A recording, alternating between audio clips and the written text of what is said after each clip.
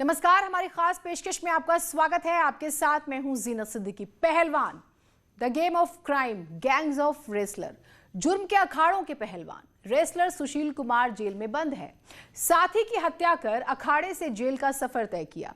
इस दौरान जेल में बंद पहलवान सुशील कुमार ने दो बड़े गैंगस्टर पर हमले की आशंका जताई है, लेकिन खुद सुशील पर आरोप है कि उन्होंने अपने जूनियर पहलवान सागर धनखड़ की हत्या की थी। आखिर अखाड़े के कुछ पहलवान अपराध की दुनिया में क्यों आते हैं? जो अपनी कुश्ती के लिए जाने जाते हैं, वो अपने हाथ खून से क्यों रंग लेते हैं? पहलवान सुशील कुमार के गिरफ्तार होने के बाद उन पहलवानों की तस्वीर सामने आने लगी है जिन्होंने कुश्ती से खूब नाम कमाया, लेकिन पैसों के लिए या किसी और वजह से जुर्म के रास्ते पर चल पड़े। ऐसे ही पहलवानों में से एक है अनिल लीला। अनिल लीला, ध्यान से सुनिए इस नाम को। आखिर एक खिलाड़ी अपराधी क्यों बन गया, देखिए इस रिपोर्ट में।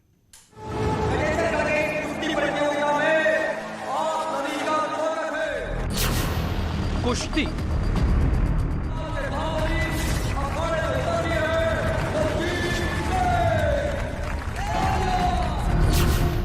दंगल,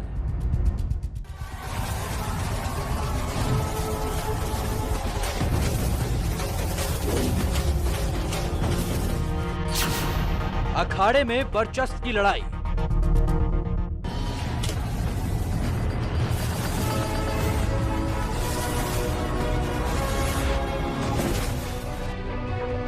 अक्सर पहलवान अपनी ताकत के दम पर दुनिया में न सिर्फ अपना ही बल्कि अपने क्षेत्र और देश का नाम रोशन करता है।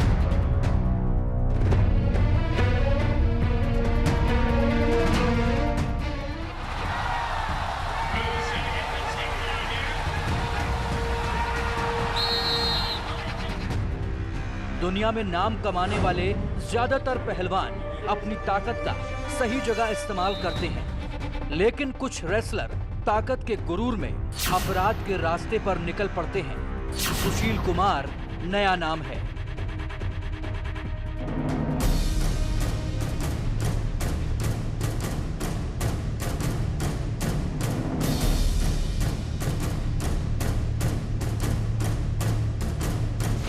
पूरे भारत के ऊपर ये कलंकित लगाया है कि गुरु हो गए, ऐसा काम किया है इसलिए।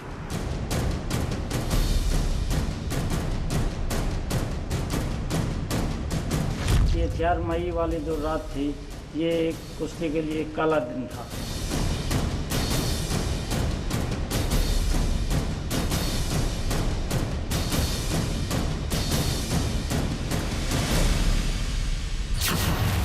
सुशील का नाम आने के बाद न्यूज 18 ने उन पहलवानों की लिस्ट निकाली जो अखाड़ों से अपराध की दुनिया में पहुंचे, जिन्हें लगता था कि वो ताकत के दम पर कुछ भी कर सकते हैं।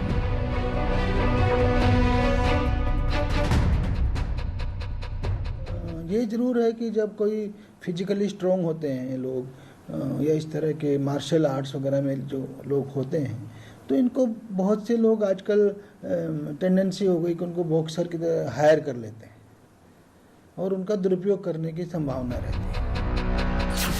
और ऐसे ही अपराधियों में से एक है गैंगस्टर पहलवान अनिल लीला।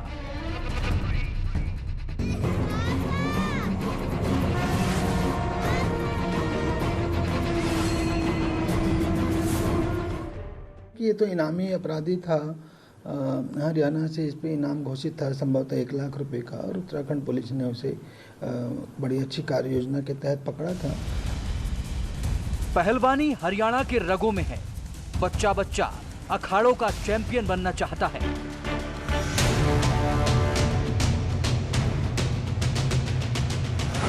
अनिल लीला भी हरियाणा की माटी से निकलकर पहलवानी में बड़ा नाम करना चाहता था, लेकिन वर्चस्व की लड़ाई में वो अपराध की दुनिया का कुख्यात पहलवान बन गया और अपना एक गैंग बना लिया।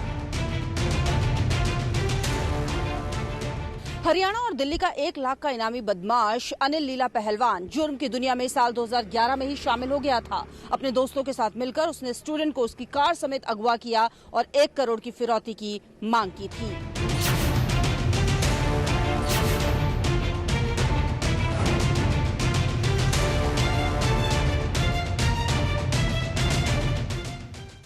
तो एक पहलवान वेटलिफ्टर, नेशनल स्तर का खिलाड़ी अनिल लीला आखिर अपराध की राह पर क्यों चल पड़ा? ऐसा क्या किया कि उसको पकड़ने के लिए दिल्ली और हरियाणा पुलिस ने 1-1 लाख रुपए का इनाम रखा? और कैसे उत्तराखंड की राजधानी देहरादून पहुंचा? ये वो सवाल हैं जिसका जवाब आप ढूंढ रहे होंगे। आप ये भी जानना चाहते होंगे कि अखाड़े में से निकले कई पहलवान अपने हाथ को खून से क्यों रंग लेते हैं? इन सवालों का जवाब पहलवान अनिल लीला की कहानी में छुपा हुआ है।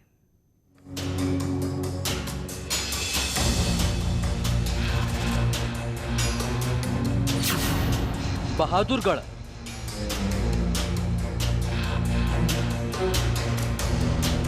हरियाणा के बहादुरगढ़ शहर से थोड़ी ही दूर पर है गैंगस्टर अनिल लीला का गांव।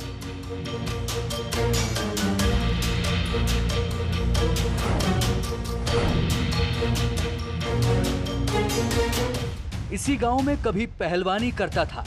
कुश्ती के साथ साथ गैंगस्टर अनिल वेटलिफ्टिंग में भी हाथ आजमाता था।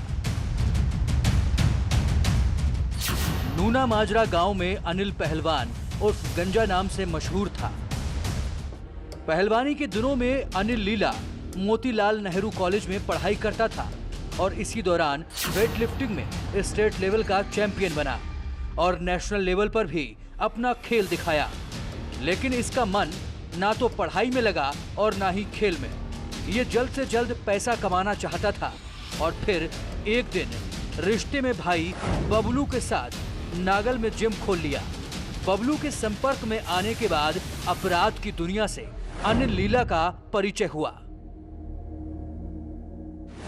अनिल की जानकारी में बबलू ने अपनी पत्नी के बॉयफ्रेंड की हत्या की। बबलू से प्रेरित होकर अनिल लीला ने एक कार लूट की वारदात को अंजाम दिया और अपराध की दुनिया में दाखिल हो गया। दोस्तों के साथ मिलकर 2011 में रामलाल आनंद कॉलेज से छात्र को उसी की कार में अगवा किया और 1 करोड़ की वसूली की। पहले अपराध में सफलता मिलने के बाद अनिल लीला पहलवान से शातिर अपराधी बन गया और साल 2011 में ही दूसरी वारदात को अंजाम दिया। बहादुरगढ़ की पीडीएम यूनिवर्सिटी के लेक्चरर को अगवा कर 20 लाख रुपए की फिरौती ली। अनिल लीला का हौसला इतना बढ़ गया था कि वो हरियाणा के बाहर भी अपराध करने लगा। उसने नई दिल्ली के एक कपड़ा व्यापारी के बेटे को अगवा किया और 1 करोड़ रुपए की फिरौती वसूली। इसके बाद अनिल पहलवान ने दिल्ली एनसीआर के वकील से प्रोटेक्शन मनी लेना शुरू कर दिया। दहशत इतनी बढ़ गई कि पुलिस पीछे पड़ गई। 2011 में ही अनिल के साथी मनोज मोरखेड़ी के चचेरे भाई को इंस्पेक्टर रामकिशन दहिया ने एनकाउंटर में मार गिराया। दोस्त के भाई के एनकाउंटर के बाद अनिल बदला लेने के लिए बेचैन हो उठा और 2 साल बाद 2013 में पहलवान अनिल और मनोज मारखेड़ी ने रोहतक के city station in charge inspector Ramkishan Dahiya की हत्या कर दी। पहलवान अनिल लीला पर गांव के सरपंच देवेंद्र की हत्या का भी आरोप है। रंजिश की वजह से साल 2012 में गांव के एक और व्यक्ति को मार डाला। साल 2013 में बहादुरगढ़ में ही राम गैस एजेंसी के मालिक से फिरौती वसूल की। 2014 में दिल्ली क्राइम ब्रांच ने अनिल पहलवान को गिरफ्तार कर जेल भेज दिया। 2017 में पहलवान अनिल लीला पैरोल पर छूटा, लेकिन उसने अपराध को नहीं छोड़ा। इसी साल बहादुरगढ़ में उसने एक डिस्को वाले से 50 लाख रुपए की रंगदारी मांगी। पुलिस ने उसे गिरफ्तार किया और जेल भेज दिया। साल 2018 में पहलवान अनिल एक बार फिर पैरोल पर बाहर आया, लेकिन इस बार वो हरियाणा में नहीं रुका। पुलिस से बचते हुए उत्तराखंड की तरफ भाग निकला और देहरादून में शरण ली।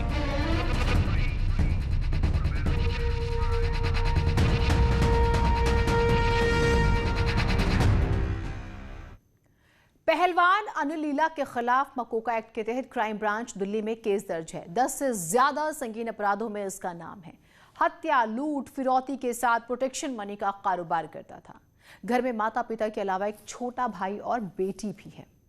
लेकिन कुश्ती का एक खिलाड़ी कई घरों को बर्बाद कर चुका है। लेकिन जब इसके ऊपर पुलिस का शिकंजा कसा तो अपने परिवार की सुरक्षा के लिए देहरादून में आकर छिप गया, लेकिन बहुत दिनों तक पुलिस की नजरों से दूर नहीं रह पाया। देहरादून की पुलिस ने 2020 में इसे दबोच ही लिया, लेकिन पहलवान की गिरफ्तारी इतनी आसान नहीं थी।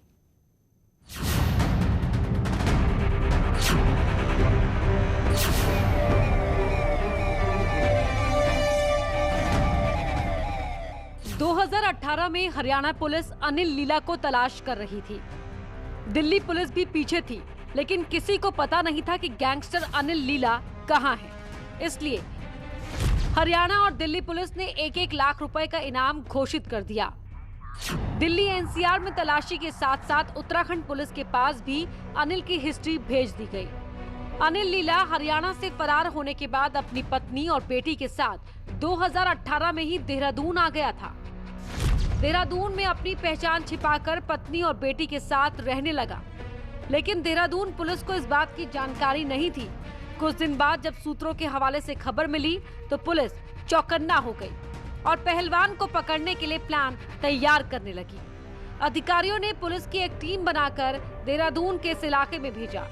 पुलिस इस बात को पुख्ता करना चाहती थी कि अनिल यहाँ रहता है या ठिकाना बदलता रहता है। फोटो और हुलिये के हिसाब से तलाश चल रही थी। इसी बीच एक खबर मिली। 2014 में तिहाड़ जेल में अनिल से मिलने देहरादून की एक लड़की गई थी। पुलिस ने तुरंत जेल प्रशासन को फोटो भेजी और मिलान कराया। जांच में पता चला कि तिहाड़ जेल में अनिल की पत्नी ही मिलने गई थी। फिर क्या था, पुलिस ने पहलवान अनिल की पत्नी के पीछे एक टीम लगा दी। एक दिन अनिल की पत्नी दून विहार में जाते हुए दिखाई दी। पुलिस ने तुरंत दून विहार के मकान मालिकों और किराएदारों की लिस्ट तैयार की। पुलिस ने पुष्टि के लिए संदिग्ध एरिया में गैस सिलेंडर की डिलीवरी की और सब्जी के ठेले लगाए। इस दौरान पुलिस को मकान नंबर 259 संदिग्ध लगा, क्योंकि कई दिनों से मकान के बाहर ताला लटका हुआ था। 6 फरवरी 2020 को पुख्ता जानकारी मिली। पुलिस टीम लेकर पहलवान अनिल की गिरफ्तारी के लिए निकल पड़ी। सभी रास्तों पर गोपनीय टीम तैनात की गई। हर मोड़ पर चेकिंग होने लगी। तभी रात में एक कार राजपुर रोड पर दिखी। पुलिस ने कार का पीछा किया। कार मकान नंबर 259 के सामने रुकी। पुलिस ने तुरंत अनिल को घेर लिया। दून विहार के इसी इलाके में किराए के मकान में अनिल पहलवान अपनी पहचान छुपाकर अपनी बीवी और बेटी के साथ रह रहा था। पुलिस को कई दिनों तक शक रहा और उसके लिए पुलिस ने पूरा जाल बिछाया और अनिल पहलवान को धर दबोचा। बड़ी मशक्कत के बाद मोस्ट वांटेड पहलवान अनिल लीला पकड़ा गया था। पुलिस उसे गिरफ्तार कर नेहरू कॉलोनी ले गई। पूछताछ के बाद अनिल की निशानदेही पर पिस्टल बरामद किया गया। साल 2020 में उत्तराखंड के डीजीपी ने पुलिस टीम को 5,000 रुपए का इनाम दिया। अपने साख, शौक और रुतबे के लिए जुर्म की दुनिया में एंट्री कोई नई बात नहीं है, लेकिन जुर्म का अंत जेल ही है और यही हुआ पहलवान अनिल लीला के साथ, जो अब सलाखों के पीछे है। कैमरा पर्सन दीपक उपाध्याय के साथ भारती सकलानी, न्यूज़ 18 देहरादून। एक छोटा सा ब्रेक ले रहे हैं, कहीं मत जाइएगा।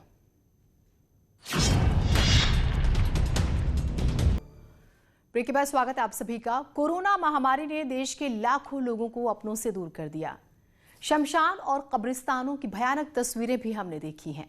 भले ही अब वो दौर गुजर चुका है, लेकिन उस तबाही के निशान आज भी डराते हैं, आज भी जिंदा हैं। शमशानों में आज भी सैकड़ों अस्थियां मौजूद हैं जिन्हें लेने वाला कोई नहीं है। शायद इनके परिवार में कोई बचा ही नहीं। अस्थियां आज भी अंतिम संस्कार पूरा होने का इंतजार कर रही हैं।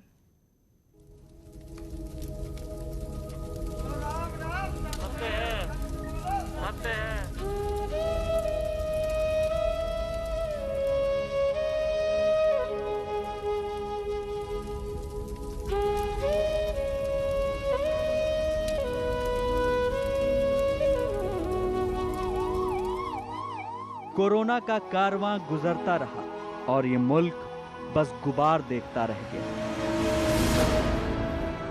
किसी के हाथ में कुछ नहीं था। हर तरफ मायूसी, आंसू और शमशान की चिताओं से उठती लपटें।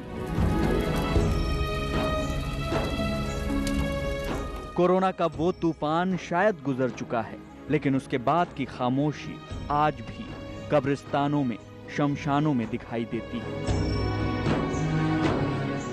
और उन्हीं निशानों को देखने न्यूज़ 18 इंडिया की टीम दिल्ली के निगमबोध घाट पहुंची थी।